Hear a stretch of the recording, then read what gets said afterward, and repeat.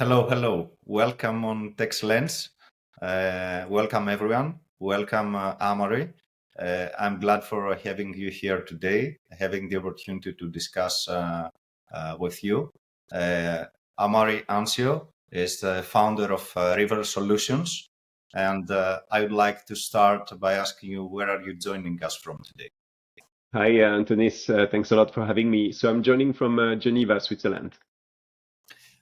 Before we dive into River Solutions, tell us one thing about yourself. Most people wouldn't expect something that shaped you, probably how you think as a builder. Yeah. So the main thing is I've always been a geek, passionate about the details of engineering. So even when I was a director at McKinsey, I used to look over the shoulder of my engineers to see how they were creating the code. And so ultimately that allowed me to be more confident as an entrepreneur in technology, and also, and we'll come back to that later, I think, to spot the opportunity in the first place. Can you take us back to the moment that made this problem of business modeling impossible to ignore? Yeah, I had left have left McKinsey in 2014, and then I came back a few years later in a different position. But then I realized that people were still struggling with the same modeling problem. So in 15 years, we had not improved too much as an industry, right?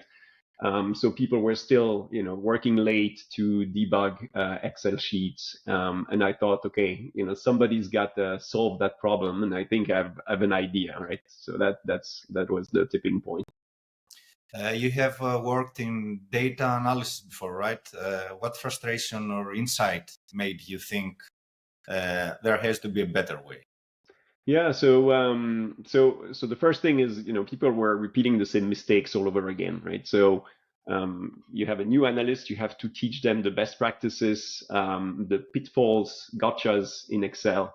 And at the same time, in other places in data engineering, for instance, we had made progress, like for instance on visual programming, and that progress has not translated at all into improvements of how the business analysts are doing their work, right?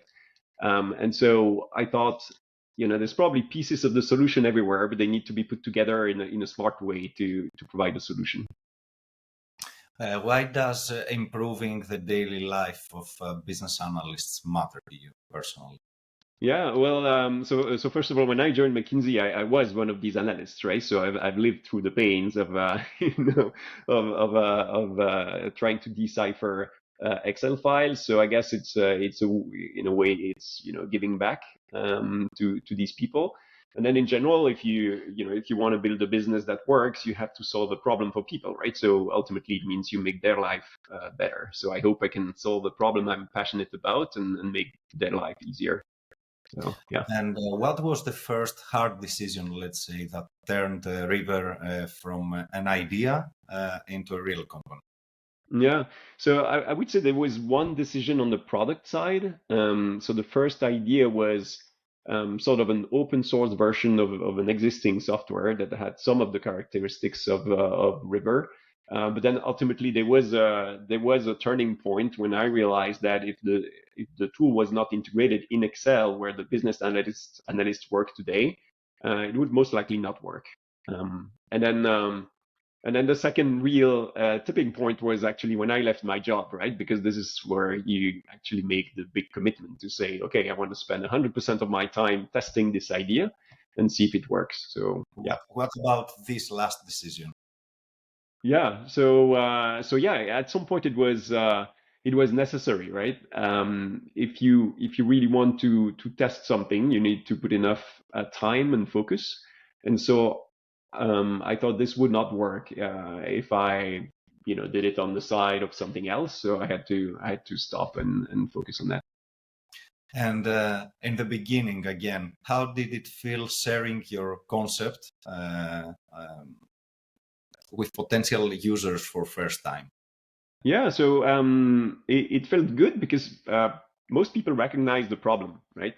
Um, what I think is people don't recognize the magnitude of the problem, right? So I've done some calculations. It's on LinkedIn.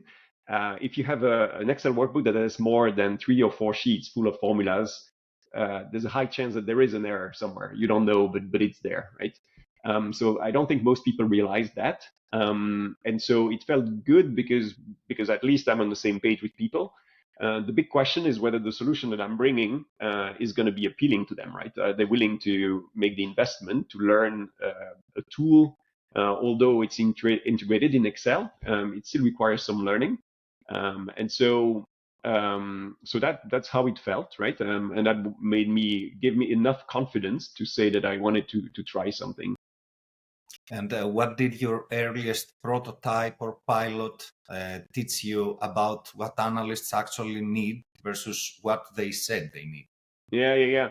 So what's interesting is that the analysts they have most of the time they have not been exposed to any of the other tools that I mentioned, right? And the data engineering side, for instance. So their starting point is still that the solution to this is just learn the best practices, work really hard, and then they'll solve their modeling problem, right? So they really don't have an idea that there is a better way.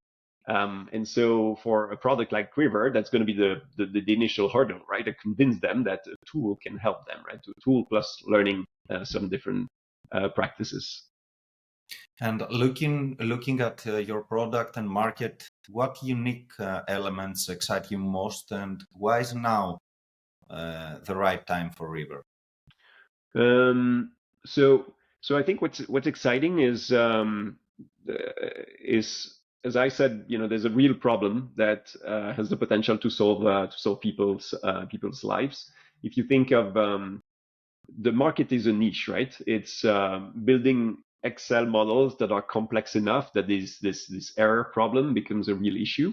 But at the same time, if you think of the number of people, right, we label them analysts, but they're also managers, experts of all kinds in the world that are building Excel files, every year. It's probably in the hundred of thousands of people, right? So there's really a potential to have quite some impact. And so that's what excites me, right? Have some impact on such a big number of people. Okay. At the same time, I would add that in my dreams, this translates into a community of people, right? Like people who not only come together because they use the same tool, but because they want to have better practices and share things together. So that would be kind of the dream. Yes, that's really critical. Yeah. Amaury, we are entering an AI era where more founders are starting companies solo. You are a solo founder as well. What challenges have you experienced building alone? Yep. The challenge was mostly that I put a lot of pressure on myself, right? So in a typical day, I was expecting to ship 5 new features, record 2 videos, and 3 LinkedIn posts, right? And so that became like quickly very stressful.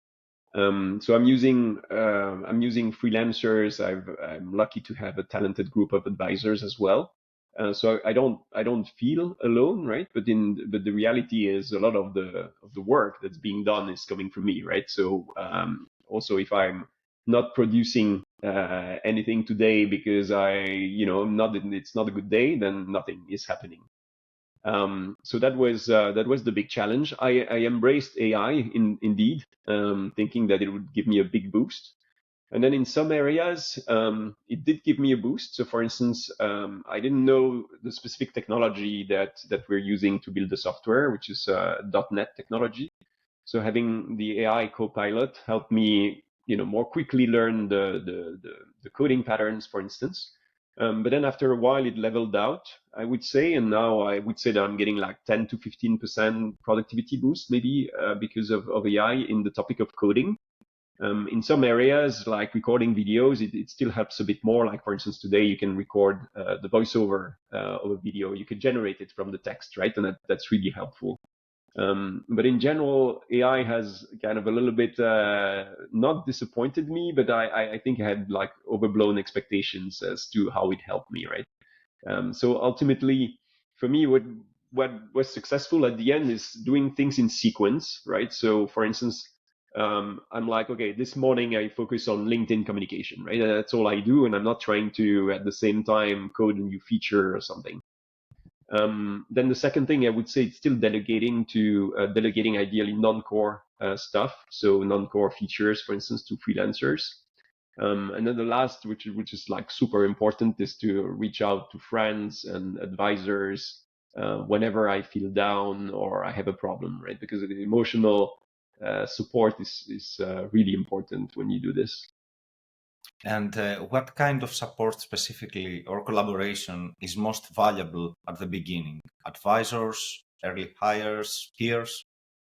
Yeah, I would say advisors. So I received the advice to build a slightly more formal advisory board in the beginning, and I think it was a really good advice. So I've done that. I have four people that cover different topics, and the way it helped me is it sort of justified the fact that I would schedule recurring calls with them, and so even if I have like nothing like to discuss with them, no problem solving to do this time, maybe just like sharing emotions, right? And that helped a lot. So I would say advisors. The other part for me was more or very senior engineers that I count among my friends. And this was helpful because there's still, I mean, in engineering, there's still things that AI can not do, like architecting a new application. And so I was lucky to have people who did that with me. And then the peers, maybe other startups that face the same problems. It can be super tactical, as I said, like recording a video, right? Like it sounds simple, right? But but it's actually not that easy. Yeah, sure. And how do you choose who to trust and involve in those early high impact roles? Well, I've not really chosen to trust people because there were people that were already part of my close network, right? So I'm not necessarily someone who trusts someone really quickly. So I picked people among, my oldest friends, let's say, which had something to bring to the project. Um, and these people I made my advisory board essentially. Okay. Uh, Tell us about a low point and how you found your way through it. Yeah. So it was. So I think it was before the summer, right? So I left my job at the end of May, and then I, I I wanted to do everything at the same time. I wanted to get the first release out and communicate and talk to clients at the same time, and so I very quickly got into the red zone in terms of stress, right? And then the coach I had from my startup incubator, he told me, look, it's almost the summer, right? Nothing's going to happen until after the summer. So, just relax, focus on your product, and then you come back in September and you start communication. And I did exactly that, and that helped me a lot, right? And now we are after the summer, right? We're in November, so things are in full swing. But at least I benefit from having had a time where I could focus on product development, which as an engineer, it gave me the confidence that the product was working, was real, was high quality. Then to go and talk to clients. But yeah, before that, it was a low point. Okay. And what surprised you about yourself during that period? Yeah, I think I was surprised how quickly I got into a difficult point in terms of work-life balance, right? I mean, I left my job, so I was my own boss. So in theory, I have all the flexibility in the world, and in reality, I ended up working all the time. And I have two small kids, right? So I don't wanna uh, not be involved with them because I'm building a startup, right? I want to be able to do all this at the same time. So it was very quickly a challenge, right? I thought I'd be able to manage that trade-off a little bit better. Yeah. Yes, that's a very critical aspect. What you described is really uh, your relationship with your family, actually, I think is a really important element to strike this work-life balance, as you Yeah, yeah, mentioned. especially given that, like if you don't have your family support, then it's over, right? So, just because it's kind of a high stress activity, without that, I wouldn't be able to do it. So, you have to view it as a marathon, right? What will make you successful in the long run versus in the next 4 weeks. So yeah, but I'm still learning, right? This is still very much work in progress. Yes, every founder. What mindset or practice helps you handle this type of uncertainty? Yeah, so as one, I would say I exercise much more than when I was an employee. So that helps, put the, let's say, physical dimension in balance. And then there's the emotional side. As I said, my recurring calls with my advisory board, or people who are not on the advisory board, but share the same pains as me in other startups, for instance. And I said, as I said, ultimately the learning is I should not wait to be at a low point to reach out for help, right? I need to have this mechanism to get help on a recurring basis. So I think that all that brings me a sort of balance. It's always a bit precarious and needs to be adjusted, but at the moment it's working. Okay, that's fine. Yeah.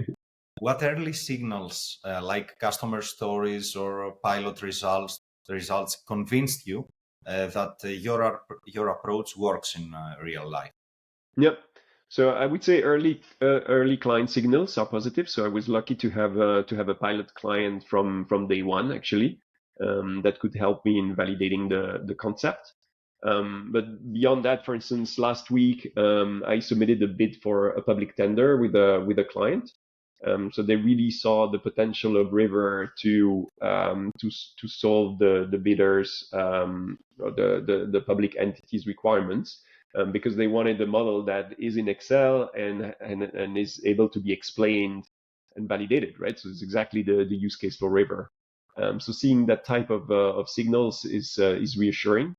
The other thing is that there's other use cases that emerge. So for instance, data access. So companies that have data warehouse that's full of data, then their analysts, the first thing they want to do is to download the data and put it in Excel, instead of using the more advanced tools that IT gives them. And so River has the potential to put all this together, right? So this is something I'm exploring with some clients as well. So I would say the early signals are positive. They're pulling a bit in all directions, right? So that's where I need to sort of keep or pick a line and say, well, this is what River will do, and this is what it will not do, and then follow the needs of the users that I'm meeting. And prioritize probably them. Yeah, yeah, exactly. Because like if you over index on your first customer, then you'll build something that works for just one, right? So yeah, you're absolutely right. If we revisit you in a couple of years, what milestone would you make proudest, and why that one? So in a few years, as I said, like if I had like a visible community of people in the form of I don't know, a big LinkedIn group or a forum on the website where people constantly ask questions and share advice, that would be, I think, a visible sign. Then of course, if I'm still there with River in a couple of years, it means that there's enough revenue to sustain a small size company at least. So of course that would be a big sign, right? And then also on the personal side, right? Like if I'm still there with River, it means that all the pieces have fit together, including personal life, and so on. Yeah. And if River succeeds at scale, how will the world of business analysis and decision modeling feel different, especially because of the explainability and reliability you have built in? Yeah, so I think I would hope that first of all you see less meetings that revolve around the numbers, right? Like the analyst brings the model, and then people debate about whether this number comes from this one, and show me the formula and blah blah blah. And instead focus on the decision, right? So meetings might be more efficient. But I think, coming from the consulting industry as well, the analyst, building a model is like a first part of their learning journey, right? And it takes a lot of their time and effort. And if that could be squeezed, right, it means they could spend more of their time focusing on other stuff that's more important in my eyes, right? Like talking to clients, right? Or understanding the domain knowledge of the company they're serving better. And if they can do that, then I think they'll be happier, and I think their companies will be more effective at helping their clients as well in the case of consulting. Right. So this is how I hope to see. So if you walk in a team room full of consultants in a few years using River, I would expect them to finish earlier in the day, right, and enjoy a couple of drinks, and then be having more conversations about the important topics instead of Excel formulas. Amaury, what values guide your decisions as a founder today? Yep. So I think the main one I would describe as I want to do things right and with high quality. So River is about trusting the model, right? So to trust the model, the first thing is you need to trust that the calculations are right, for instance. And I want this to be the core value for River. Um, and so at times it may be a little bit against typical practices of a startup, right? Where they say, well, you build something, like really prototype like, really rough, and you ship it and you see what's the feedback.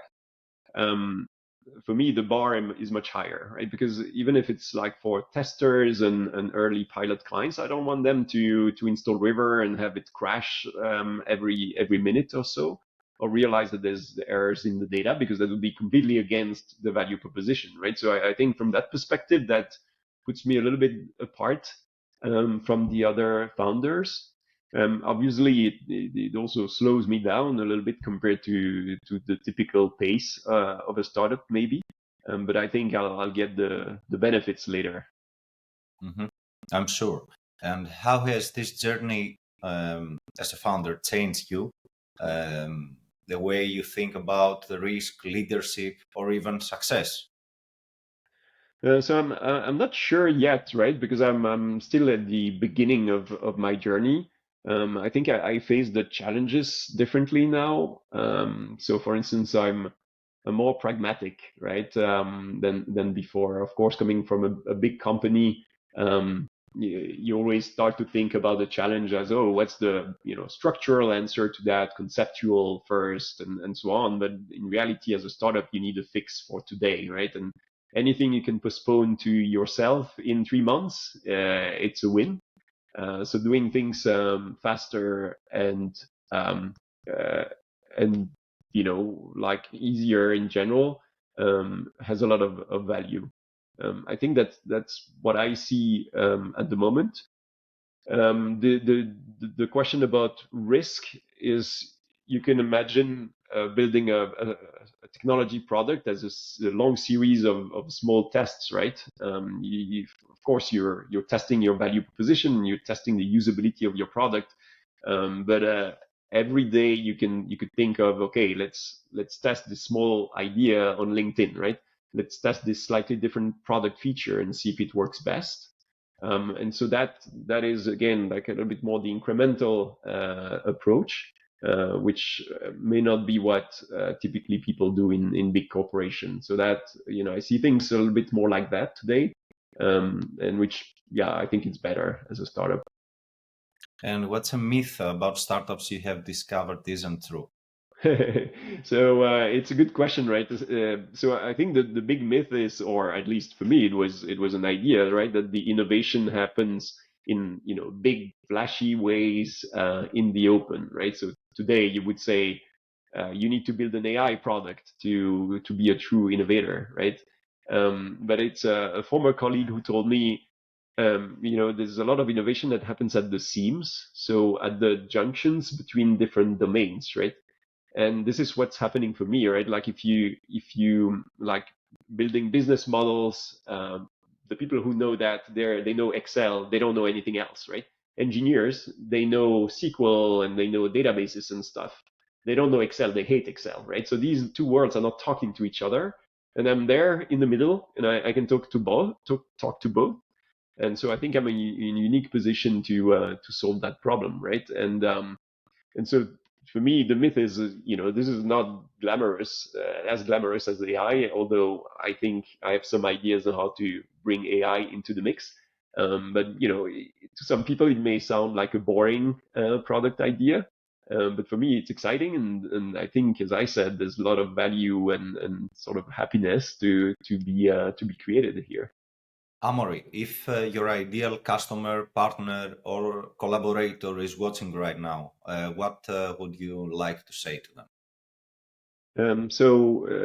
There's probably two types of potential customers, right? The first one is the analyst building a model, right? So for them, the value of River is to spend much less time building, validating, debugging a model, right? So you can get rid of all the hidden errors. You can spend less time at night debugging your model if you're using River. If you're a manager of such a person, you're more worried about the risks brought by the modeling, right? And the risks, again, in the form of hidden errors, can lead to bad insights, which lead to bad decisions. And so, again, River can help you get rid of those risks. And if you don't have those risks and your analyst has more time, they can also spend time in building higher quality models, right? Models that include additional effects related to the decision. And if they spent all their time debugging, they wouldn't have time to build those effects. So there you get value on two fronts if you're using River. How can people best connect or support you? So I think, connecting with me, it's, email, LinkedIn, any channel works. I would say supporting, at the moment, I'm in a phase where I'm advertising River, and so I'm a beginner in using social media, mainly LinkedIn, right? So LinkedIn is where my potential clients all are.